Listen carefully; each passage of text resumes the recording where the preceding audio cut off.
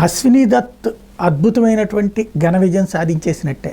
600 కోట్ల రూపాయలు పెట్టి సినిమా తీయడం, 800 కోట్ల రూపాయలు ముందే బిజినెస్ జరిగిపోవడం, ఇక ఆ పైన ఇంకెన్ని వందల కోట్లు వస్తుందో లెక్క తెలియదు.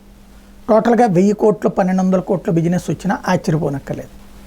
అది ఒక ఎత్తు అయితే, నాగ్ అశ్విన్ ఎవరైతే అశ్విని దత్తు ఏది అల్లుడు అనాలి, నాగ్ అశ్విన్కి ఒక సెంటిమెంట్, అశ్విని దత్ గారికి ఎట్లాంటి సెంటిమెంట్ ఉందో నాగ్ అశ్విన్కి కూడా ఒక సెంటిమెంటా అన్నటువంటిది ఇప్పుడు చర్చ జరుగుతుంది. అది విజయ్ దేవరకొండ సెంటిమెంట్. తన సినిమాల్లో ఇప్పుడు ఇంత పెద్ద సినిమాలో కూడా విజయ్ దేవరకొండని ఒక పాత్రగా తీసుకురావడం అన్నటువంటిది. వాస్తవంగా విజయ్ దేవరకొండతో కాసేపు అయినా కూడా తన క్యారెక్టర్కి మంచి పేరే వస్తుంది. ఇప్పుడు దేవరకొండ విషయంలో నాగ్ అశ్విన్ సెంటిమెంట్కి సంబంధించి పెద్ద ఎత్తున చర్చ జరుగుతుంది. ఈ నాగ్ అశ్విన్ ఫస్ట్ మూవీ ఎవడే సుబ్రహ్మణ్యం, అందులో హీరో నాని అయితే విజయ్ దేవరకొండది ముఖ్య పాత్ర ఇచ్చారు అందులో. ఆ సినిమా హిట్ అయింది. అలాగే సెకండ్ మూవీ మహానటి, అది సినిమా సూపర్ హిట్ అయింది.